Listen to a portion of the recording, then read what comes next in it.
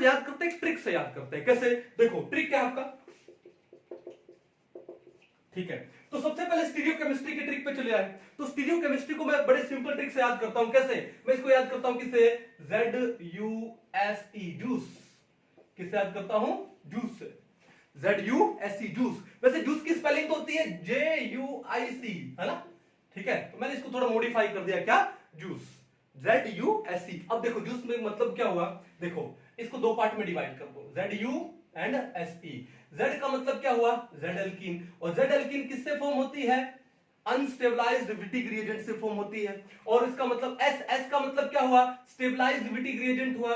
उससे कौन सी alkene form होगी? उससे आपकी एल्कीन फॉर्म होगी कौन सा? E एल्कीन फॉर्म होगी। तो कितना सिंपल ट्रिक है इसको याद करने का। अगर आपके पास कई बार नीट में क्वेश्चन आ जाता है, in which of the following reaction carbon carbon bond formation takes place, तो उसके अंदर एक ऑप्शन अगर आ जाए विटिक रिएक्शन, तो वो आपका करेक्ट आंसर है कि विटिक रिएक्शन में भी कार्बन कार्बन के बीच में बॉन्ड फॉर्म होता है। और ये कार्बन चेन को स्टेप अप करने में काम आती है, एक्सटेंड करने में काम आती है।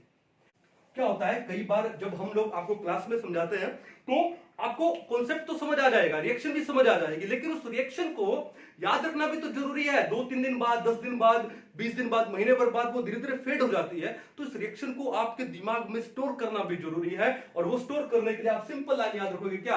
Wittig alone can form alkene. ठीक है, विटिक यानी विटिक रिएक्शन। अलोन, अलोन को तोड़ दो, एल का मतलब एल्डिहाइड, ओन का मतलब कीटोन। ठीक है, और रिएजेंट कौन सा होगा? ऑब्वियसली नेम रिएक्शन है तो विटिक रिएक्शन है तो विटिक रिएजेंट होगा। ठीक है, क्या फॉर्म करेगा? एल्कीन फॉर्म करेगा।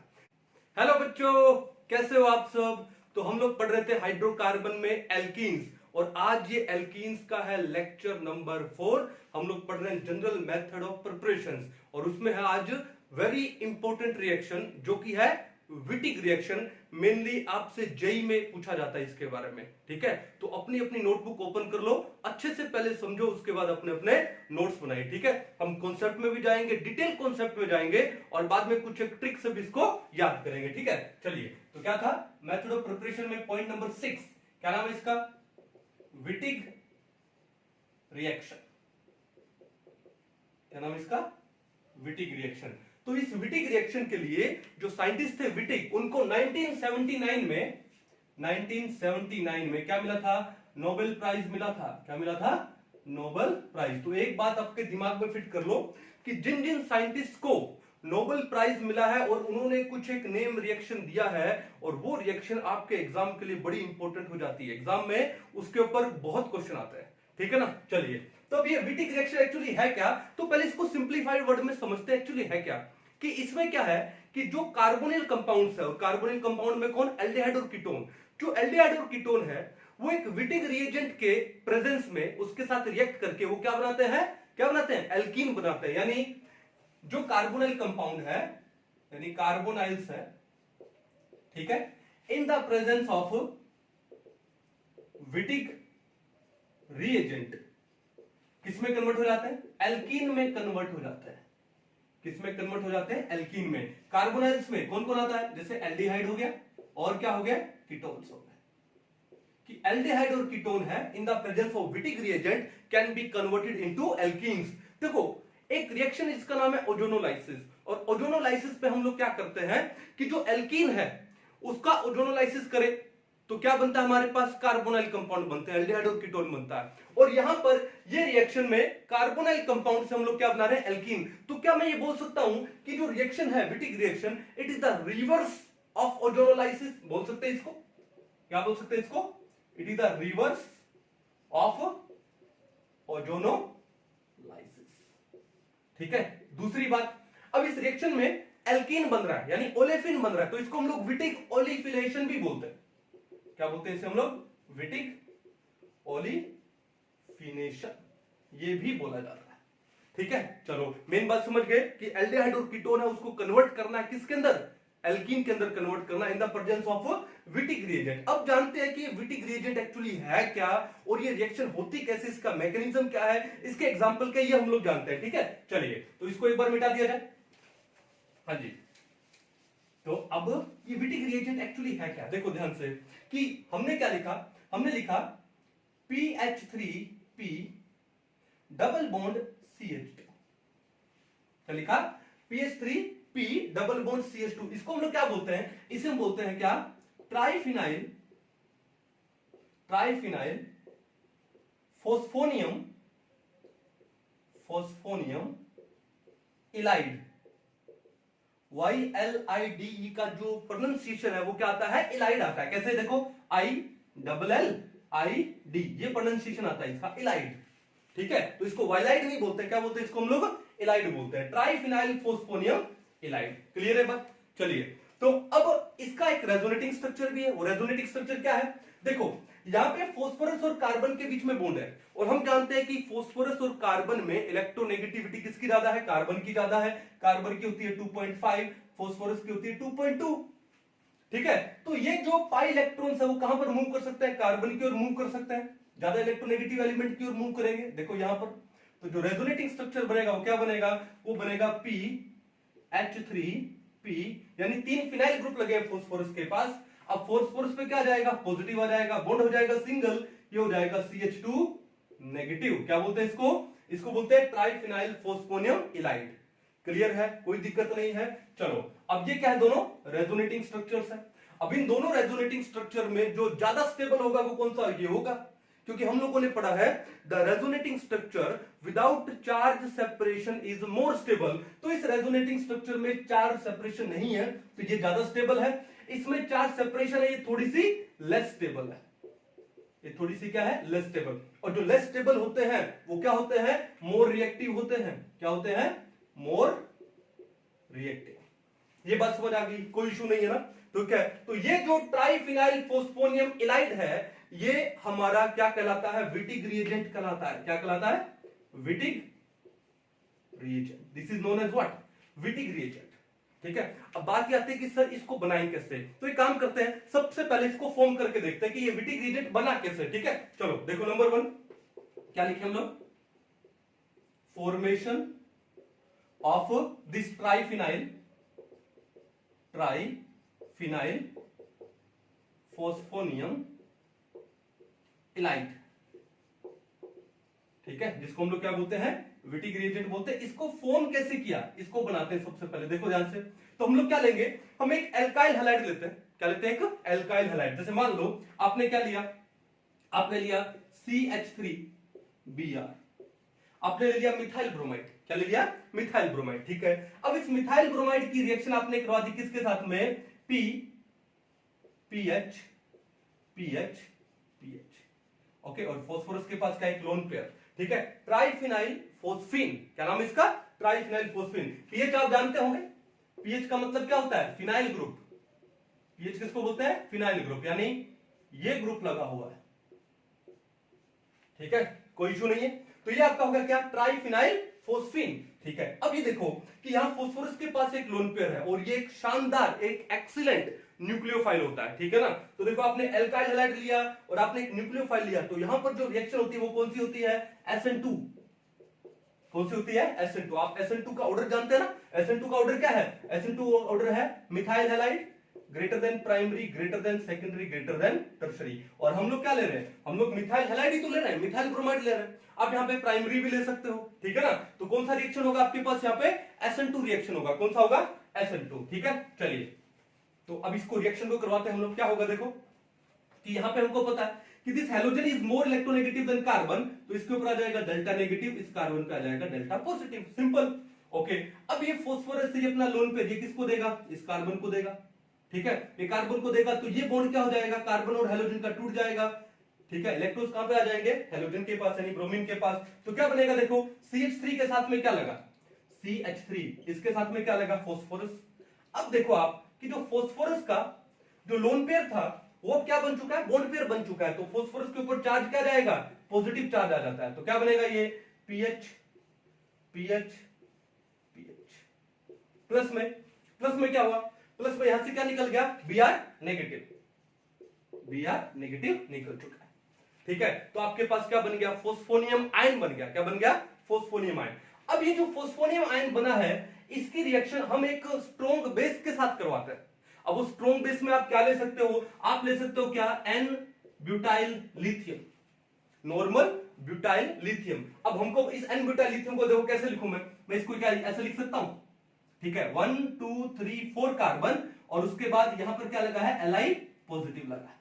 या फिर आप इसको ऐसे लिख सकते हो कि यहां पर इस कार्बन के पास नेगेटिव है और ये Li क्या हो गया, पॉजिटिव। भाई लिथियम तो मेटल है ना, और उसके ऊपर तो चार्ज क्या आएगा, पॉजिटिव आएगा, क्योंकि इसकी इलेक्ट्रोनेगेटिविटी किससे, कार्बन से बहुत कम है। तो ये आपका हो गया एन ब्यूटाइल लिथियम। तो देखा आपने, कार्बन के ऊपर नेगेटिव चार्ज आया, इसका मतलब वो एक आपका स्ट्रॉन्ग बेस है। ठीक है, क्लियर है। तो होगा क्या यहाँ पे बेस कौन आएगा, बेस आएगा क्या, Bu नेगेटिव, ये बेस आ गया। ठीक है, अब देखो कि फास्फोरस के साथ में जो कार्बन लगा है, इस कार्बन का क्या एक हाइड्रोजन मैं सेपरेट दिखा सकता हूं, बिल्कुल दिखा सकता हूं। तो ये जो बेस है, इस बेस ने क्या काम किया, यहां से इस हाइड्रोजन को क्या किया, एब्स्ट्रैक्ट किया। ठीक है, हाइड्रोजन को एब्स्ट्रैक्ट किया तो ये क्या बन जाएगा, ये निकल जाएगा क्या, एन ब्यूटेन, एन ब्यूटेन निकल गया। ठीक है, एन ब्यूटेन जब निकल गया तो उसके बाद क्या बचा, देखो उसके बाद ये जो बॉन्ड पेयर है, जो कार्बन हाइड्रोजन के बीच में जो बॉन्ड था, तो ये बॉन्ड पेयर अब कार्बन के पास क्या बन जाएगा, लोन पेयर बन जाएगा। तो क्या बना हमारे पास, CH2 negative, then P, P के ऊपर पॉजिटिव, और क्या वो तीनों PH3 साथ में दिखा दूं, PH3। तो हमारे पास एक ये क्या बना, रिएजेंट बना। इस रिएजेंट को हम लोग क्या बोलते हैं, विटिक रिएजेंट बोलते हैं। इसका नाम क्या है, ट्राइफिनाइल फोस्फोनियम इलाइड। क्या नाम इसका, ट्राइफिनाइल फोस्फोनियम इलाइड। कहानी समझ गए कि ये हमारा विटिक रिएजेंट बना कैसे। सबसे पहले क्या लोगे, एक एल्काइल हैलाइड लोगे, और उस एल्काइल हैलाइड की रिएक्शन किससे कराओगे, एक एक्सीलेंट न्यूक्लियोफाइल जो कि है कौन सा आपका, ट्राइफिनाइल फोस्फीन, उससे कराओगे। SN2 मैकेनिज्म के थ्रू ये रिएक्शन होगी, तो क्या आपका ये कंपाउंड बनेगा। इस कंपाउंड की रिएक्शन, ये कंपाउंड, ये आयन बनेगा फोस्फोनियम आयन। इस फोस्फोनियम आयन की रिएक्शन आप किससे कराओगे, एक स्ट्रॉन्ग बेस से, जैसे आपने करवाया किसके साथ में, एन ब्यूटाइल लिथियम के साथ में करवाया। ठीक है, तो क्या बन जाएगा, एन ब्यूटेन तो निकल जाएगा, तो फिर हमारा क्या बन जाएगा, विटिक रिएजेंट, जिसका नाम क्या है, क्या नाम इसका, ट्राइफिनाइल फोस्फोनियम इलाइड। कहानी समझ आएगी, कोई इशू नहीं है, एक बार इसको नोट डाउन करो। तो ये तो था आपका फॉर्मेशन ऑफ ट्राइफिनाइल फोस्फोनियम इलाइड। ठीक है, अब इसके बाद चलते हैं रिएक्शन के मैकेनिज्म पे, कि विटिक रिएक्शन का मैकेनिज्म है कैसे, ये रिएक्शन हुई कैसे। देखो ध्यान से, तो इसको मिटा दिया जाए एक बार। हाँ जी, ओके, हाँ जी। तो अब चला जाए मैकेनिज्म ऑफ विटिक रिएक्शन के ऊपर। देखो ध्यान से, क्या लिख रहे हैं हम लोग, मैकेनिज्म ऑफ विटिक रिएक्शन। ठीक है, तो विटिक रिएक्शन में एक्चुअली होता क्या है कि जो कार्बोनाइल्स है, एल्डिहाइड और कीटोन है, वो ट्राइफिनाइल फोस्फोनियम इलाइड की प्रेजेंस में किसमें कन्वर्ट हो जाते हैं, ओलेफिन्स में, यानी एल्कीन में कन्वर्ट हो जाते हैं। तो देखो हम एक कार्बोनाइल ग्रुप लेते हैं, जैसे मान लो हमने लिया C डबल बॉन्ड O। अब ये आपका एक एल्डिहाइड भी हो सकता है, ये आपका कीटोन भी हो सकता है। एल्डिहाइड और कीटोन, चाहे वो कीटोन बल्कि ही क्यों ना हो, ये रिएक्शन देंगे। ठीक है ना, चलो, तो ये आपका कोई कार्बोनाइल कंपाउंड, तो मैं इसको कार्बोनाइल कंपाउंड लिख रहा हूं। ठीक है, चलो, ये आपका एल्डिहाइड भी हो सकता है और ये आपका कीटोन भी हो सकता है। चलिए, ओके, अब इसकी रिएक्शन करवा ली जाए किसके साथ में, किसके साथ में, देखो CH2 नेगेटिव, साथ में क्या लिखा था हम लोगों ने, P, उसके साथ में PH, PH, PH, और इसके ऊपर क्या था, पॉजिटिव चार्ज, यानी ट्राइफिनाइल फोस्फोनियम इलाइड। ठीक है, ये क्या आपका विटिक रिएजेंट है। ठीक है, चलो, जब रिएक्शन करवाएंगे तो एक सॉल्वेंट की जरूरत पड़ेगी। तो इस रिएक्शन में सॉल्वेंट हम ले सकते हैं क्या, THF ले सकते हैं, ट्राइहाइड्रोफ्यूरेन, ये सॉल्वेंट हम लोग ले सकते हैं। ट्राइहाइड्रोफ्यूरेन क्या होता है, देखो ये होता है ट्राइहाइड्रोफ्यूरेन। ठीक है, ये सॉल्वेंट आप यहां पर ले सकते हो। ठीक है, चलिए, अब देखो रिएक्शन में सबसे पहले होने वाला क्या है, सबसे पहले होने वाला है न्यूक्लियोफिलिक एडिशन। स्टेप 1 क्या है, न्यूक्लियोफिलिक एडिशन। मैं लिख देता हूं यहां पे, step number 1 is the addition of nucleophile, addition of nucleophile. तो देखो ध्यान से यहां पे, किस कार्बन के ऊपर नेगेटिव चार्ज है, यानी ये कार्बेनाइन है, ये कार्बेनाइन की तरह बिहेव करता है, और ये यहां पर एक न्यूक्लियोफाइल का काम करेगा। It acts as a nucleophile. ठीक है, अब इस कार्बोनाइल कंपाउंड में देखो यहां पर क्या है कि हमको पता है oxygen being more electronegative than carbon, it carries a delta negative charge. इसके ऊपर डेल्टा नेगेटिव चार्ज है, तो कार्बन के ऊपर क्या है, डेल्टा पॉजिटिव चार्ज है, फैक्ट है। ठीक है, तो क्या होगा कि ये C नेगेटिव है, यानी ये न्यूक्लियोफाइल है, कहां पर अटैक करेगा, कार्बन के ऊपर अटैक करेगा। जैसे ही वो कार्बन के ऊपर अटैक करेगा तो कार्बन के 1 2 3 4 और ये लोन पेयर बन जाएगा बॉन्ड पेयर, यानी 5 बॉन्ड बन जाएंगे, बट कार्बन तो 5 बॉन्ड बनाता नहीं। तो ऐसी कंडीशन में क्या होगा कि ये जो पाई इलेक्ट्रॉन्स है ये मूव कर जाएंगे कहां पर, ऑक्सीजन के टुवर्ड्स। तो क्या बनेगा देखो ध्यान से, हमारे पास बना क्या, C, यहां पर हो गया बॉन्ड सिंगल, ये हो गया आपका नेगेटिवली चार्ज, ठीक है। इस कार्बन की दो वैलेंसीज, यानी यहां पर या तो दो हाइड्रोजन लग सकते हैं, एल्डिहाइड हो सकता है, या एक एल्काइल ग्रुप एक हाइड्रोजन हो, या दोनों के दोनों एल्काइल ग्रुप हो, ठीक है, या फिर एराइल ग्रुप लग सकते हैं। ओके, इस कार्बन के साथ में कौन लगा, यहाँ पे लगा CH2, क्या लगा, CH2। अब इस CH2 के साथ में यहाँ पे कौन लगा, यहाँ पे लगा फॉस्फोरस, जिसके साथ में 3 फिनाइल ग्रुप है, और इस फॉस्फोरस के ऊपर चार्ज कौन सा है, पॉजिटिव चार्ज। अब ये जो स्पीसीज बनी है, इस स्पीसीज को हम लोग बोलते हैं बीटेन। क्या बोलते हैं स्पीसीज को हम लोग, बीटेन। और ये बहुत ही कम स्टेबल होती है, लेस स्टेबल होती है, it is very very less stable, ठीक है।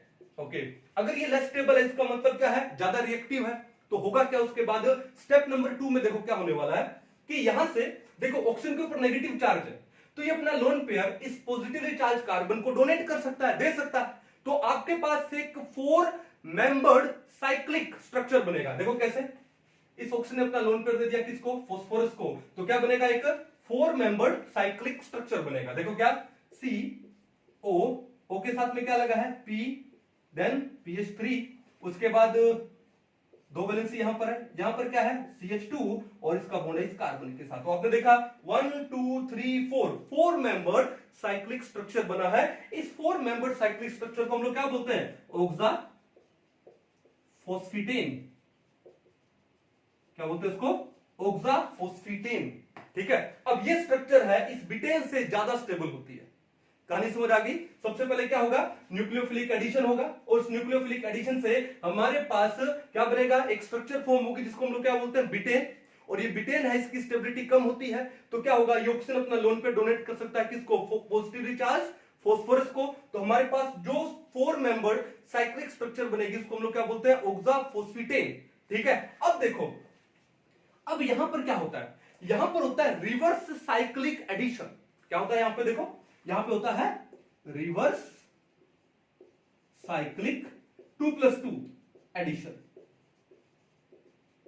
ठीक है। यानी साइक्लिक एडिशन का रिवर्स होने वाला है। और 2+2 का मतलब देखो यहां पर क्या है, देखो ध्यान से देखो, ये जो कार्बन और इस फास्फोरस के बीच का बॉन्ड है, ये बॉन्ड आ जाता है यहां पर, जिससे कार्बन और कार्बन के बीच में बॉन्ड फॉर्म होगा, ठीक है ना। चलो फिर ये वाला जो बॉन्ड है, कार्बन ऑक्सीजन का बॉन्ड है, ये इलेक्ट्रॉन्स मूव कर जाता है यहां पर, जिससे ऑक्सीजन और फास्फोरस के बीच में क्या जाएगा, डबल बॉन्ड आ जाएगा। देखा यहां पे 2 इलेक्ट्रॉन यहां मूव कर गए, 2 इलेक्ट्रॉन यहां मूव कर गए, तभी हमने इसको बोला 2+2, 2 इलेक्ट्रॉन यहां से, 2 इलेक्ट्रॉन यहां से। और ये साइक्लिक एडिशन का रिवर्स हो रहा है, ठीक है। यानी यहां पे साइक्लिक क्या हो रहा है, साइकिल टूट रहा है, यहां पे साइकिल का ब्रेक डाउन हो रहा है, ठीक है। इसलिए हमने इसको बोला रिवर्स साइक्लिक एडिशन। अब हमारा ये जो प्रोडक्ट बनने वाला है वो देखो क्या बनने वाला है, इस कार्बन और इस कार्बन में क्या जाएगा, देखो C double bond C H2, और कार्बन की 2 वैलेंसी थी, कार्बन कार्बन में डबल बॉन्ड आ गया, ये हमारा क्या बन गया, एक एल्कीन फॉर्म हो गया।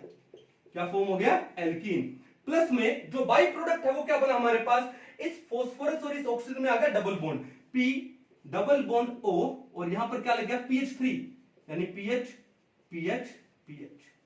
अब ये जो बना है, ये बहुत ही ज्यादा स्टेबल होता है, ठीक है। यानी this is the driving force of this reaction, यानी इतना ज्यादा स्टेबल है कि इस रिएक्शन को फॉरवर्ड में लेके आ जाता है। कहानी समझ आ गई, कोई दिक्कत नहीं है। तो ये है आपका कौन सा, विटिक रिएक्शन का मैकेनिज्म, ठीक है। चलो अब इस मैकेनिज्म को आप एक बार अच्छे से समझ लो, नोट डाउन कर लो, उसके बाद कुछ और चीजें भी समझते हैं। देखो मैं क्या बोल सकता हूं कि जो विटिक रिएक्शन है, it is a type of coupling reaction, it is a type of coupling reaction. कैसे कि यहां पे इस कार्बन में और इस कार्बन के अंदर बॉन्ड फॉर्म हो रहा है, यानी एक कपल फॉर्मेशन हो रहा है, तो इसलिए it is a type of coupling reaction भी मैं बोल सकता हूं। दूसरी बात देखो, यहां पे दूसरी बात क्या है कि यहां पर एक्चुअली हुआ क्या कि आपने जो भी कार्बोनाइल कंपाउंड लिया, ऑक्सीजन रिमूव हुआ और वहां पर मिथाइलिन ग्रुप लगा, तो क्या इसको मैं बोल सकता हूं मिथाइलिनेशन। क्या बोल सकता हूं, it is a type of methylenation. Methylene group है, उसका क्या हो गया, एडिशन हो गया, इसलिए मैंने इसको क्या बोला, मिथाइलिनेशन बोला। ये बात समझ आ गई, कोई दिक्कत नहीं है। चलो फिर इस रिएक्शन को सिंपल मेथड से आप कैसे याद कर सकते हो? देखो सिंपल मेथड कैसे है, जैसे मान लो आपने लिखा carbonyl group C double bond O, तो ये तो हम लोग मैकेनिज्म में गए हैं, सिंपल रिएक्शन कैसे याद करें? ये आपका कार्बोनाइल ग्रुप प्लस में, ठीक है, आपने क्या लिया PH3P डबल बॉन्ड मान लो CH2, आपने ले लिया ट्राइफिनाइल फोस्फोनियम इलाइड। क्लियर है? चलो तो रिएक्शन हुई क्या? In the presence of a solvent, जैसे मान लो THF। करना क्या आपको कि यहां पे कार्बन ऑक्सीजन का बॉन्ड ब्रेक करना है, ओके, और इसके साथ में ले आना है PH3P, इसको ले आना है, ठीक है। तो क्या फॉर्म हो जाएगा?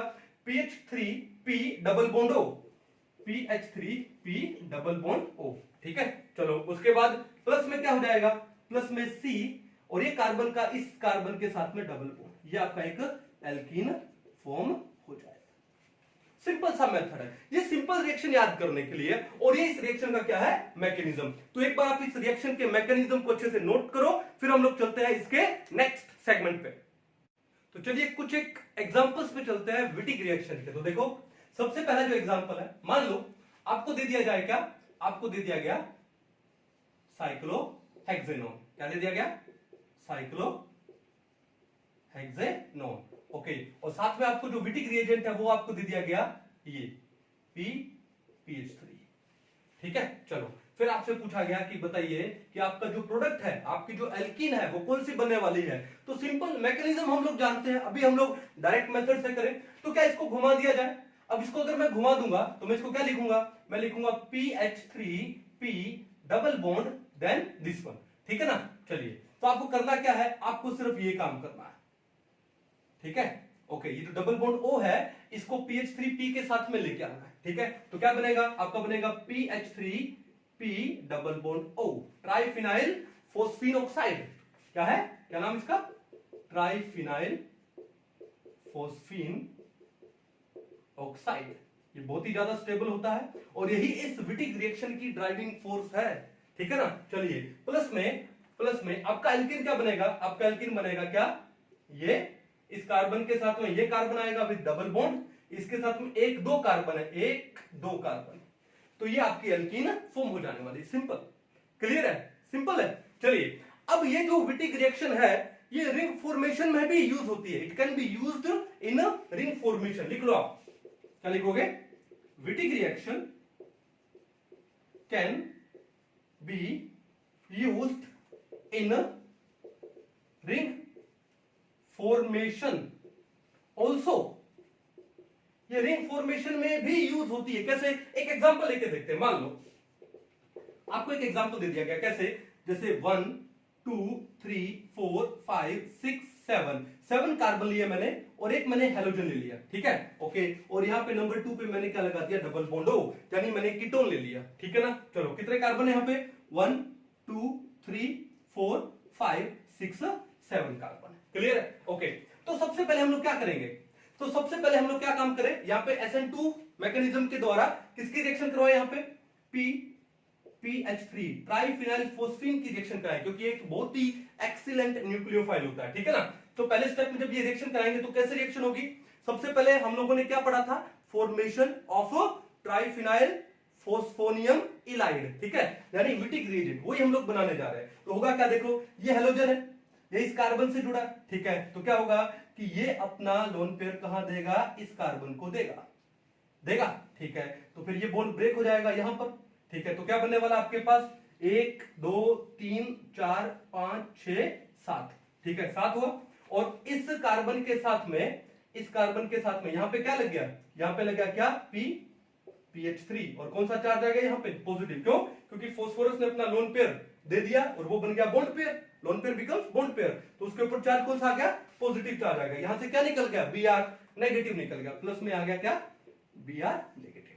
ये कहानी क्लियर है, ओके। और ये यहाँ पे डबल बॉन्ड O है, डन। अब उसके बाद देखो कि ये जिस कार्बन से लगा इस कार्बन, उसके साथ में एक दो बॉन्ड तो है ऑलरेडी, यानी इसके साथ में 2 हाइड्रोजन भी है, एक हाइड्रोजन ये रहा, एक हाइड्रोजन ये रहा, ये मैंने इसको शो कर दिया, ठीक है। अब इसकी रिएक्शन हम लोग करवाएंगे किसके साथ में? एन ब्यूटाइल लिथियम के साथ में, एन ब्यूटाइल लिथियम, ठीक है। तो यहां पे हमारा जो कार्बेनाइन है वो कौन सा है? ब्यूटाइल कार्बेनाइन, ठीक है। तो एक स्ट्रॉन्ग बेस है, देखो Bu नेगेटिव, एक स्ट्रॉन्ग बेस है, तो बेस है तो क्या काम करेगा, ये इस हाइड्रोजन को क्या करेगा, एब्स्ट्रैक्ट करेगा, ठीक है।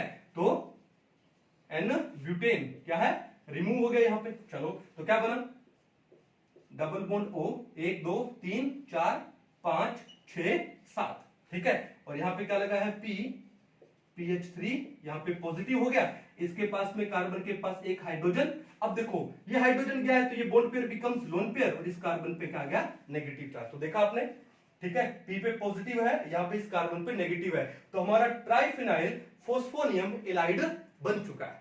ये हमारा क्या है, यहाँ पे विटिक रिएजेंट है, क्या है, विटिक रिएजेंट। ये कहानी समझ आ गई। चलो अब देखो यहां पे कि अब इसके अंदर होने वाली है इंट्रामोलिकुलर विटिक रिएक्शन। क्या होने वाली है, इंट्रामोलिकुलर, यानी विद इन द मॉलिक्यूल ही। देखा आपने कि आपका विटिक रिएजेंट भी है और यहां पर आपका ये क्या है, कार्बोनाइल कंपाउंड भी है, ठीक है। तो यहां पर होने वाला है क्या, इंट्रामोलिकुलर विटिक रिएक्शन। तो क्या मैं इस रिएक्शन को नाम दे सकता हूं क्या, इंट्रामोलिकुलर विटिक रिएक्शन, ठीक है। लिख लीजिएगा आप यहां पे, ये लो, इंट्रा मोलिकुलर विटिक रिएक्शन।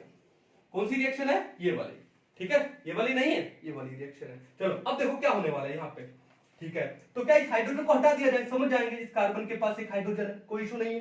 चलो तो अब देखो ये ऑक्सीजन पे डेल्टा नेगेटिव है, इस कार्बन के ऊपर क्या है, डेल्टा पॉजिटिव है, due to the electronegativity difference, ठीक है। तो ये जो कार्बन है ये अपना लोन पेयर ये किसको देगा, इस कार्बन को देगा, एक न्यूक्लियोफाइल का काम कर सकता है, ठीक है। तो ये देने से क्या होगा कि ये पाई इलेक्ट्रॉन्स कहां मूव हो जाएंगे, इस ऑक्सीजन के टुवर्ड्स मूव हो जाएंगे। क्या बनेगा हमारे पास, देखो हमारे पास बना 1 2 3 4 5 6 7, और यहां पर क्या है P, PH3 पॉजिटिव, ओके। और अब एक सेकंड, ये है नंबर 1, ये number 2, number 3 4 5 6 7 carbon. 7 number carbon है वो किस कार्बन के साथ में अटैच हो गया, 2 नंबर कार्बन के साथ में अटैच हो गया, यानी हमारे पास एक रिंग फॉर्म हो गई है। क्या फॉर्म हो गई हमारे पास, एक रिंग। तो बना के देखते हैं कितने कार्बन की रिंग है। देखो ये 7 नंबर 2 के साथ क्या हुआ है, अटैच हुआ है, तो 1 2 3 4 5 6 हमारे पास एक 6 मेंबर्ड रिंग फॉर्म हो चुकी है, ठीक है। चलो अब देखो ये 2 नंबर कार्बन में इसको जूम कर रहा हूं, अब इसके साथ में एक कार्बन और था जिसको मैंने यहां पे लिख दिया, कोई इशू नहीं है। फिर अब ये बॉन्ड कौन सा हो गया, सिंगल बॉन्ड हो गया, ओके। और इस O के पर चार्ज कौन सा आ गया, नेगेटिव चार्ज आ गया, ओके। और इसी कार्बन पे कौन लग गया हमारे साथ, ये वाला कार्बन लगा है, और इस कार्बन के साथ ये वाला कार्बन कहां है, ये वाला 7 नंबर। देखो मैं एक बार लिख देता हूं, ये मान लो 1 था, इसके अनुसार 1, ये 2 3 4 5 6 7। अब 7 नंबर कार्बन पे था हमारे पास क्या, PH3 पॉजिटिव। 2 नंबर कार्बन पे क्या था, सिंगल बॉन्ड O नेगेटिव हो गया, और 2 नंबर कार्बन पे ये 1 नंबर कार्बन था, यानी मिथाइल था हमारे पास। तो आपने देखा कि एक रिंग फॉर्मेशन हो गया। तो इस रिएक्शन को हम लोग बोलते हैं क्या, इंट्रामोलिकुलर विटिक रिएक्शन। क्यों, क्योंकि आपका विटिक रिएजेंट और आपका ये जो कार्बोनाइल ग्रुप है वो एक ही कंपाउंड में है, दोनों सेम कंपाउंड में है, तो इंट्रामोलिकुलर विटिक रिएक्शन यहां पर हो जाती है। क्लियर है बात। अब देखो होने वाला क्या है, ठीक है। ये 1 2 3 तो आपको समझाया था ताकि आप कार्बन को अच्छे से कनेक्ट कर दो, उसमें आपका कोई मिस्टेक ना हो जाए।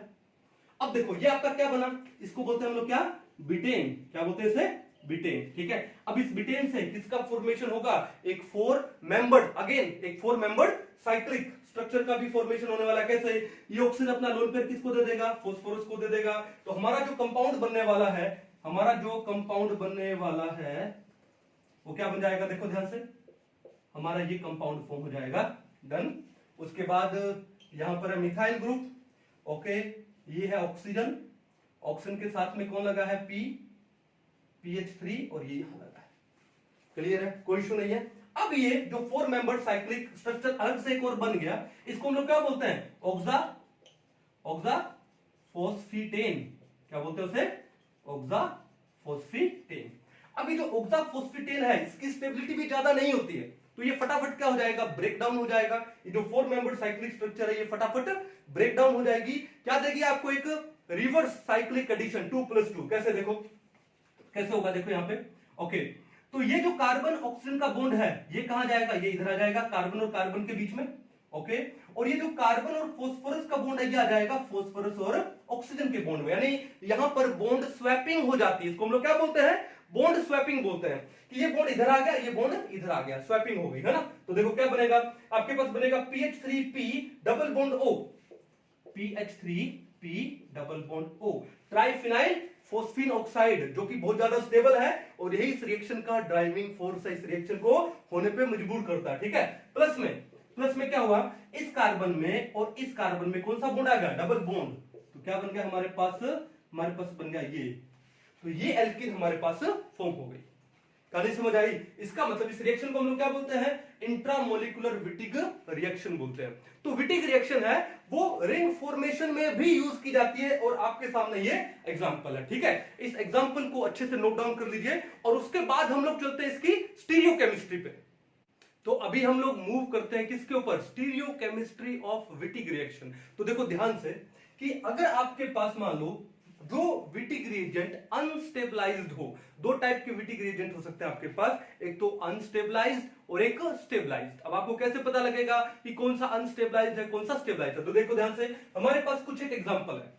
अब देखो एक विटिग रिएजेंट यहां पर ये है, तो हमने क्या पढ़ा कि यहां पे फास्फोरस और कार्बन के बीच में क्या है, डबल बॉन्ड है, और किसकी इलेक्ट्रोनेगेटिविटी ज्यादा है, कार्बन की इलेक्ट्रोनेगेटिविटी ज्यादा है। तो इस विटिग रिएजेंट का अगर हम लोग रेजोनेटिंग स्ट्रक्चर बनाएंगे तो ये फास्फोरस कार्बन के बीच के जो पाई इलेक्ट्रॉन वो मूव करके कहां पे आ जाएंगे, कार्बन के पास आ जाएंगे। तो कार्बन के पास आएंगे तो देखो इसका रेजोनेटिंग स्ट्रक्चर क्या बनेगा, ये बनेगा क्या, PH3P, और इस P के ऊपर आ जाएगा पॉजिटिव, ये बॉन्ड हो गया सिंगल CH, ये हो गया यहां पर आ गया नेगेटिव चार्ज, और इसके साथ में क्या लगा है, CHO। तो ये क्या है, ये दोनों एक दूसरे की रेजोनेटिंग स्ट्रक्चर है, क्लियर है। अब देखो यहां पर हो क्या रहा है कि जिस कार्बन पे नेगेटिव आया यानी आपका एक कार्बेनाइन फॉर्म हो गया। अब कार्बेनाइन को स्टेबल कौन करते हैं, इलेक्ट्रॉन विड्रॉइंग ग्रुप। तो ये जो ग्रुप लगा है CHO, ये कौन सा ग्रुप है, इलेक्ट्रॉन विड्रॉइंग ग्रुप है, और इलेक्ट्रॉन विड्रॉइंग ग्रुप है आपके इस कार्बेनाइन को क्या करेंगे, स्टेबल करेंगे। तो क्या मैं आपको बोल सकता हूं कि जो आपका विटिग रिएजेंट है ये क्या है, स्टेबलाइज्ड है, ये क्या है, स्टेबलाइज्ड। तो आपको देखना क्या है, सिर्फ आपको देखना है कि अगर यहां पर इलेक्ट्रॉन विड्रॉइंग ग्रुप लगे हो तो आपका ये जो कार्बेनाइन फॉर्म होगा वो स्टेबल हो जाएगा, और अगर इलेक्ट्रॉन डोनेटिंग ग्रुप यहां पे लगे होते तो कार्बेनाइन क्या हो जाएगा, आपका अनस्टेबल हो जाएगा। जैसे देखो यहां पर इस एग्जांपल में देखो, इसकी रेजोनेटिंग स्ट्रक्चर में पाई इलेक्ट्रॉन था इस कार्बन पे, तो ये कार्बन क्या बन गया आपका, इसके ऊपर आ गया नेगेटिव चार्ज, इस फास्फोरस के ऊपर आ गया पॉजिटिव चार्ज, क्लियर है। तो ये कार्बेनाइन के साथ में ये क्या लगा है, आइसोप्रोपाइल ग्रुप लगा है, और ये आइसोप्रोपाइल ग्रुप आपका कौन सा होता है, इलेक्ट्रॉन डोनेटिंग ग्रुप होता है, जो कि इस कार्बेनाइन को क्या करेगा, अनस्टेबलाइज करेगा। तो ये आपका है अनस्टेबलाइज्ड विटिग रिएजेंट, क्लियर है। अब यहां पर आते हैं, सेम कहानी यहां पर, इसके साथ में ये ग्रुप, ये क्या लगा है, एक एस्टर लगा है, और एस्टर भी क्या होते हैं, इलेक्ट्रॉन विड्रॉइंग होते हैं, और इलेक्ट्रॉन विड्रॉइंग होगा तो क्या करेगा, इस कार्बेनाइन को स्टेबल करेगा। तो ये भी आपका क्या है, स्टेबलाइज्ड है, ठीक है। तो आपको समझ आ गया, स्टेबलाइज्ड विटिग रिएजेंट और अनस्टेबलाइज्ड विटिग रिएजेंट में कोई दिक्कत नहीं है, ठीक है। अगर इलेक्ट्रॉन विड्रॉइंग ग्रुप लगे हो तो स्टेबलाइज्ड होगा, और अगर इलेक्ट्रॉन डोनेटिंग लगे हो तो क्या होगा, अनस्टेबलाइज्ड होगा। ये बात समझ आ गई, कोई इशू नहीं है, चलिए इसको नोट कर लो। फिर एक बात और है, देखो ध्यान से, क्या बोला हम लोगों ने कि अगर आपका जो विटिग रिएजेंट है वो अनस्टेबलाइज्ड है, वो क्या है, अनस्टेबलाइज्ड है, तो अनस्टेबलाइज्ड विटिग रिएजेंट है, कार्बोनाइल के साथ में जब रिएक्शन करेगा, जो एल्कीन फॉर्म करेगा, तो वो एल्कीन कौन सी फॉर्म करेगा, कौन सी, जेड एल्कीन फॉर्म करेगा, जिसको हम लोग बोलते हैं जुजामेन। अगर आपने क्या पढ़ा है, आइसोमरिज्म पढ़ा है, तो आपको इसके बारे में अच्छे से पता होगा, ठीक है ना। तो देखो ध्यान से, स्टीरियोकेमिस्ट्री क्या है कि जो अनस्टेबलाइज्ड विटिग रिएजेंट है वो क्या फॉर्म करते हैं, जेड एल्कीन फॉर्म करते हैं, ठीक है, जिसको हम लोग क्या बोलते हैं, सिस एल्कीन बोलते हैं, है ना। और जो स्टेबलाइज्ड विटिग रिएजेंट है वो क्या फॉर्म करेंगे, वो ई एल्कीन फॉर्म करेंगे, ई बोले तो एंटीजन, जिसको हम लोग बोलते हैं ट्रांस एल्कीन फॉर्म करेंगे, क्लियर है। चलो अब हम लोग कुछ एक एग्जांपल लेते हैं यहां पे। तो आपने देखा कि ये जो आपका विटिग रिएजेंट ये क्या है, स्टेबलाइज्ड है, तो इस कार्बोनाइल के साथ, ये क्या आपका बेंजल्डेहाइड है, इसके साथ जब रिएक्शन करके एल्कीन बनाएगा तो कौन सी एल्कीन बनाएगा, स्टेबलाइज्ड वाले कौन सी एल्कीन बनाते हैं, ई एल्कीन बनाते हैं। तो देखो आपका यहां पर प्रोडक्ट क्या होने वाला है, देखो आपका प्रोडक्ट हो जाएगा क्या, देखो होने वाला क्या है, आपको करना क्या है, आपको ये करना था, सिंपल पढ़ा था हमने। तो आपका जो बाई प्रोडक्ट है वो कौन सा फॉर्म हुआ, P डबल बॉन्ड O, और यहां पे क्या लग गया, PH3 ट्राइफिनाइल फोस्फीन ऑक्साइड, ये आपका बाई प्रोडक्ट है। जो कि इस रिएक्शन का ड्राइविंग फोर्स है। ठीक है, तो आपका जो एल्कीन फॉर्म होगा स्टेबलाइज्ड में, कौन सा एल्कीन फॉर्म होता है? ई। तो क्या करोगे, ये कार्बन सी, इस कार्बन में और इस कार्बन के बीच में डबल बॉन्ड आ गया। ठीक है, ओके। अब इस कार्बन के साथ में एक हाइड्रोजन है, ये लो, ये हाइड्रोजन है। इस कार्बन के साथ भी एक हाइड्रोजन है, ये हाइड्रोजन है। चलो, तो दोनों हमने कहां लगा दिए? एंटी पोजीशन पे लगा दिए। ठीक है, यानी ट्रांस पोजीशन पे लगा दिए, यानी आपको कौन सा एल्कीन बनेगा? ई एल्कीन बनेगा। तो यहां पर ये क्या हो गया? फिनाइल ग्रुप, और यहां पर ये क्या हो गया? CHO। ठीक है, तो ये क्या बना आपका? ई एल्कीन। ये आपका मेजर प्रोडक्ट है। कहानी क्लियर है? यानी ये 90% से अबव बनता है, greater than, which is greater than 90%। ठीक है, लगभग 99% बनता है ये। क्लियर है, कोई इशू नहीं है। चलिए अब चलते हैं नेक्स्ट पे। ये आपके पास एक अनस्टेबलाइज्ड एल्कीन, क्योंकि यहां पे इलेक्ट्रॉन डोनेटिंग ग्रुप लगा है, और अनस्टेबलाइज्ड एल्कीन विटिंग रिएजेंट है, अनस्टेबलाइज्ड विटिंग रिएजेंट है, वो कौन सा एल्कीन फॉर्म करता है? जेड एल्कीन फॉर्म करता है। तो एल्कीन फॉर्म करे, देखो यहां पे क्या था? डबल बॉन्ड था पहले, इसको मिटा दो एक बार। यहां पे क्या था? Double bond. तो एक तो क्या बन गया आपका? बाई प्रोडक्ट बन गया क्या? PH3P double bond O triphenyl phosphine oxide. फिर आपका क्या बनेगा? अनस्टेबलाइज्ड वाले क्या बनाते हैं? जेड एल्कीन बनाते हैं। जेड का मतलब क्या होता है? सेम साइड में। ठीक है, तो कैसे होगा? देखो, C डबल बॉन्ड C, अभी C के साथ में एक हाइड्रोजन है, ओके, और इस C के साथ में भी एक हाइड्रोजन है। दोनों हाइड्रोजन कहां पर आ जाते हैं? सेम साइड में आ जाते हैं। ठीक है, और उसके बाद यहां पर क्या लगा है? आइसोप्रोपाइल ग्रुप लगा है, और इसके साथ में यहां पे क्या लगा है? 1 2 3 कार्बन, 1 2 3 कार्बन, और 4 पे C double bond O Me या CH3 ये लगा है। क्लियर है, कोई दिक्कत नहीं है। तो ये क्या बना आपका? ये बना आपका Z एल्कीन, और ये Z एल्कीन भी क्या बनता है? मोर देन 90% बनता है आपका। क्लियर है। अब नेक्स्ट पे चलते हैं। ये कौन सा आपका स्टेबलाइज्ड विटिंग रिएजेंट है, क्योंकि इलेक्ट्रॉन विड्रॉइंग ग्रुप लगा है इस डबल बॉन्डेड कार्बन के पास में, और स्टेबलाइज्ड वाले कौन सा एल्कीन बनाते हैं? ई एल्कीन बनाते हैं। तो बनाए हम लोग यहां पे, तो क्या बनेगा हमारा प्रोडक्ट? बाई प्रोडक्ट तो बना आपका क्या? सेम वही PH3P double bond O, plus में एल्कीन कौन सा बनेगा? C डबल बॉन्ड, स्टेबलाइज्ड वाला कौन सा बनाते हैं? E antigen. ठीक है ना, C डबल बॉन्ड C, ये H यहां पर, ओके। उसके बाद इस H को नीचे रखो एक बार, ये H यहां पर, ठीक है। और उसके बाद ये कौन सा ग्रुप लगा? C डबल बॉन्ड O के साथ में OC2H5 यानी एस्टर ग्रुप लगा है, ओके। इस कार्बन के साथ में हाइड्रोजन यहां लगा, देखो हमने क्या लगा दिए? ट्रांसपोजिशन पे लगा दिए, हमारी ई एल्कीन बन रही है। और साथ में क्या बना? ये डबल बॉन्ड, और उसके साथ में, ओके, देन O, यहां भी O, ठीक है, ओके। और इस कार्बन के साथ में 2 मिथाइल ग्रुप। तो कौन सी एल्कीन बनी हमारे पास? ये ई एल्कीन, ओके। और ये भी क्या बनती है? Greater than 90%। तो ये तो था हमारा विटिंग रिएक्शन का क्या? स्टीरियोकेमिस्ट्री। अनस्टेबलाइज्ड जो एल्कीन होगा, अनस्टेबलाइज्ड जो विटिंग रिएजेंट होगा, उसके साथ में जब रिएक्शन होगा इसका किसी कार्बोनाइल कंपाउंड का, तो जेड एल्कीन बनने वाली है। और जो स्टेबलाइज्ड विटिंग रिएजेंट है उसके साथ में जो एल्कीन बनने वाली है वो कौन सी बनने वाली है? एंटीजन वाली, ई वाली। ये बात समझ आ गई? ठीक है, चलो अब इसके बाद हम लोग पढ़ते हैं क्या? हम लोग पढ़ते हैं ऑर्डर ऑफ रिएक्टिविटी। यानी इसका मतलब ये आपके पास जो डिफरेंट एल्डिहाइड या कीटोन है, इनका रिएक्टिविटी ऑर्डर पे भी डिपेंड करता है कि आपका जो विटिंग रिएक्शन किसमें फास्ट होगा और किसमें स्लो होगा। वो कैसे? देखो ध्यान से, इसको नोट कर लो एक बार। चलिए इसको भी समझ आता है एक बार हम लोग। क्या हम क्या पढ़ रहे हैं यहां पे? Order of reactivity of carbonyls यानी कार्बोनाइल कंपाउंड्स टुवर्ड्स क्या? विटिंग रिएक्शन। ठीक है, चलो देखो ध्यान से। मान लो हमारे पास 3, एक तो मैंने क्या ले लिया? एसीटोन ले लिया। एक तो हमने क्या ले लिया? एसीटोन। एक हमने ले लिया क्या? एसिटल्डिहाइड। एक हमने ले लिया क्या? एल्डिहाइड। और एक हमने ले लिया मान लो C डबल बॉन्ड O, यहां पे लगा दिया CH3। यहां पे एसीटोन था जिसका एक हाइड्रोजन हटा के हमने लगा दिया क्लोरीन। क्लियर है, कोई इशू नहीं है, इसको भी मिटा दिया जाए एक बार। चलिए अब बात ही आता है कि हमने क्या पढ़ा था विटिंग रिएक्शन में? हमने पढ़ा था कि जब हमारा जो विटिंग रिएजेंट है इस कार्बोनाइल पर अटैक करेगा, विटिंग रिएजेंट बना लो एक बार। जैसे मान लो आपके पास है क्या? CH2 negative single bond P positive PH3। ठीक है, ट्राइफेनाइल फोस्फोनियम एलाइड हमने बना लिया, हमारा क्या है, विटिक रिएजेंट है।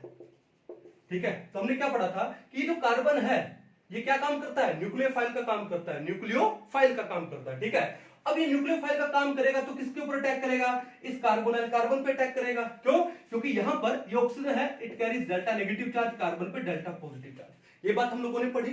ठीक है, ये अटैक करेगा इस कार्बन पे, तो ये पाई इलेक्ट्रॉन्स मूव होंगे यहां पे। अब देखो ये कार्बोनाइल कार्बन का कार्बन जितना ज्यादा इलेक्ट्रॉन डेफिशिएंट होगा, जितना ज्यादा इसके ऊपर ये पॉजिटिव चार्ज ज्यादा होगा, उतना ही इस विटिक रिएक्शन के होने के चांसेस क्या हो जाएंगे, बढ़ जाएंगे। ठीक है, अब इस कार्बन पे पॉजिटिव ज्यादा कब आ सकता है, कि जब देखो कि कोई ना कोई क्या लग जाए, इलेक्ट्रॉन विड्रॉइंग ग्रुप लग जाए। यहां पे देखो ये क्लोरीन है, क्लोरीन क्या करता है, इलेक्ट्रॉन को खींचता है। जब इलेक्ट्रॉन को खींचेगा तो इस कार्बन को ज्यादा पॉजिटिव बनाएगा, तो क्या करेगा कि फिर ये विटिक रिएजेंट है, जल्दी से अटैक करेगा इसके ऊपर, और ये विटिक रिएक्शन का एक्सटेंट क्या हो जाएगा, बढ़ जाने वाला है। क्लियर है, तो इसका मतलब है कि अगर मैं ऑर्डर ऑफ रिएक्टिविटी देखूं कार्बोनाइल्स की, कार्बोनाइल कंपाउंड की टुवर्ड विटिक रिएक्शन, तो हमको सिर्फ ये देखना है कि कार्बोनाइल ग्रुप का जो कार्बन है that should be more hungry, that should be more electron deficient. और वो कब होगा, देखो यहां पे, देखो यहां पे क्या है, ये डेल्टा नेगेटिव, ये डेल्टा पॉजिटिव, लेकिन यहां पे दो मिथाइल ग्रुप लगे हैं। एसीटोन में यहां पे दो मिथाइल ग्रुप लगे हैं, जो कि इंडक्टिव इफेक्ट प्लस आई, यानी इलेक्ट्रॉन डोनेटिंग ग्रुप लगा है, इलेक्ट्रॉन डोनेटिंग ग्रुप लगा है, और इलेक्ट्रॉन डोनेटिंग ग्रुप इसके पॉजिटिव को घटाएंगे, यानी इसकी भूख को कम करेंगे। तो इसका मतलब इसकी रिएक्टिविटी को भी क्या करेंगे, कम करेंगे। ठीक है, उसके बाद यहां पर आ जाओ, यहां पर ये मिथाइल ग्रुप है, ये इलेक्ट्रॉन डोनेटिंग ग्रुप है, प्लस आई इफेक्ट दिखाएगा, लेकिन ये हाइड्रोजन है, ये तो कुछ नहीं दिखा रहा है। यानी अगर मैं एसीटोन और एसिटाल्डेहाइड में क्या करूं, देखूं दोनों में से कि किसका रिएक्टिविटी ज्यादा है टुवर्ड्स विटिक रिएक्शन, तो भैया एसिटाल्डेहाइड की ज्यादा है।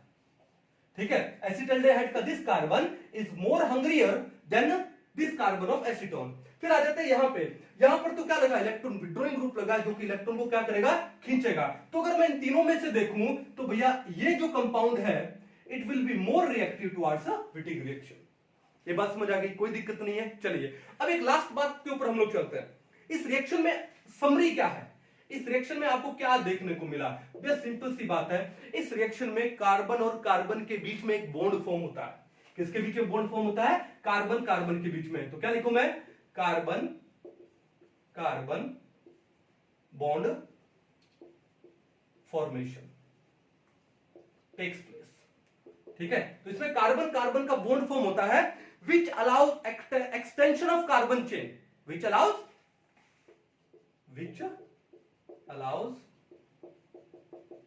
एक्सटेंशन ऑफ कार्बन चेन, यानी कार्बन की चेन है वो एक्सटेंड हो रही है, बढ़ रही है। एक कार्बन उसमें क्या हो गया, ज्यादा बढ़ गया। तो अगर आपके पास कई बार नीट में क्वेश्चन आ जाता है, in which of the following reaction carbon carbon bond formation takes place, तो उसके अंदर एक ऑप्शन अगर आ जाए विटिक रिएक्शन, तो वो आपका करेक्ट आंसर है कि विटिक रिएक्शन में भी कार्बन कार्बन के बीच में बॉन्ड फॉर्म होता है, और ये कार्बन चेन को स्टेप अप करने में काम आती है, एक्सटेंड करने में काम आती है। कहानी समझ आई, कोई दिक्कत नहीं है। चलिए अब जब कहानी समझ आ गई तो एक काम करते हैं हम लोग, क्या काम करें हम लोग इसको याद करते हैं, ट्रिक से याद करते हैं। कैसे, देखो ट्रिक क्या है आपका, ठीक है, तो सबसे पहले स्टीरियोकेमिस्ट्री के ट्रिक पे चले आए। तो स्टीरियोकेमिस्ट्री को मैं बड़े सिंपल ट्रिक से याद करता हूं। कैसे, मैं इसको याद करता हूं किससे, ZUSE जूस, किससे याद करता हूं, जूस से, ZUSE जूस। वैसे जूस की स्पेलिंग तो होती है JUIC, है ना, ठीक है, तो मैंने इसको थोड़ा मॉडिफाई कर दिया, क्या, जूस, ZUSE। अब देखो जूस में मतलब क्या हुआ, देखो इसको दो पार्ट में डिवाइड कर दो, ZU एंड SE। Z का मतलब क्या हुआ, Z एल्कीन, और Z एल्कीन किससे फॉर्म होती है, अनस्टेबलाइज्ड विटिक रिएजेंट से फॉर्म होती है। और इसका मतलब S का मतलब क्या हुआ, स्टेबलाइज्ड विटिक रिएजेंट हुआ, उससे कौन सी एल्कीन फॉर्म होगी, उससे आपकी एल्कीन फॉर्म होगी, कौन सा, E एल्कीन फॉर्म होगी। तो कितना सिंपल ट्रिक है इसको याद करने का, क्या, जूस, Z एल्कीन किससे फॉर्म होती है, अनस्टेबलाइज्ड विटिक रिएजेंट से, और आपका जो स्टेबलाइज्ड विटिक रिएजेंट से कौन सी एल्कीन फॉर्म होती है, ए एल्कीन फॉर्म होती है। क्लियर है। दूसरा क्या याद करोगे आप, याद करोगे क्या कि Wittig alone can form olefin या कैन फॉर्म एल्कीन। सिंपल एक लाइन याद कर लो, क्या, Wittig alone can form alkene. कैसे, विटिक का मतलब क्या है, विटिक रिएजेंट, फिर अलोन में देखो क्या आता है, एल से क्या आता है आपका एल्डिहाइड, ओन से क्या आता है आपका कीटोन। ठीक है, चलो अब नेम रिएक्शन विटिक रिएक्शन है तो भैया उसका रिएजेंट का नाम क्या होगा, ऑब्वियसली विटिक रिएजेंट नाम होगा इसका। ठीक है, अब इसमें क्या फॉर्म हो रही है, यहाँ पे एल्कीन फॉर्म हो रही है, सिंपल। क्या होता है कई बार जब हम लोग आपको क्लास में समझाते हैं तो आपको कॉन्सेप्ट तो समझ आ जाएगा, रिएक्शन भी समझ आ जाएगी, लेकिन उस रिएक्शन को याद रखना भी तो जरूरी है। 2-3 दिन बाद, 10 दिन बाद, 20 दिन बाद, महीने भर बाद वो धीरे धीरे फेड हो जाती है, तो इस रिएक्शन को आपके दिमाग में स्टोर करना भी जरूरी है। और वो स्टोर करने के लिए आप सिंपल लाइन याद रखोगे, क्या, Wittig alone can form alkene. ठीक है, विटिक यानी विटिक रिएक्शन, अलोन, अलोन को तोड़ दो, एल का मतलब एल्डिहाइड, ओन का मतलब कीटोन। ठीक है, और रिएजेंट कौन सा होगा, ऑब्वियसली नेम रिएक्शन है तो विटिक रिएक्शन है तो विटिक रिएजेंट होगा। ठीक है, क्या फॉर्म करेगा, एल्कीन फॉर्म करेगा। ठीक है, अब कौन सी एल्कीन फॉर्म करेगा, दो टाइप की विटिक रिएजेंट है, कौन से, एक तो अनस्टेबलाइज्ड और एक स्टेबलाइज्ड। ठीक है, तो एक फॉर्म करेगा जेड एल्कीन और एक फॉर्म करेगा ई एल्कीन। कैसे याद रखोगे, ट्रिक से, क्या, जूस, सिंपल सा ट्रिक, ZUSE, Z का मतलब क्या है, जेड एल्कीन, किससे फॉर्म होती है, यू बोले तो अनस्टेबलाइज्ड एल्कीन से। S का मतलब क्या है, स्टेबलाइज्ड विटिक रिएजेंट, किससे फॉर्म होता है, E, उससे क्या फॉर्म होता है, E, यानी ई एल्कीन फॉर्म होती है। क्लियर है, देखा कितना सिंपल ट्रिक है इसको याद करने का, है ना। ठीक है, तो ये तो था आज आपका विटिक रिएजेंट। होप आपको आज का लेक्चर समझ आया होगा। मिलते हैं नेक्स्ट लेक्चर में, तब तक के लिए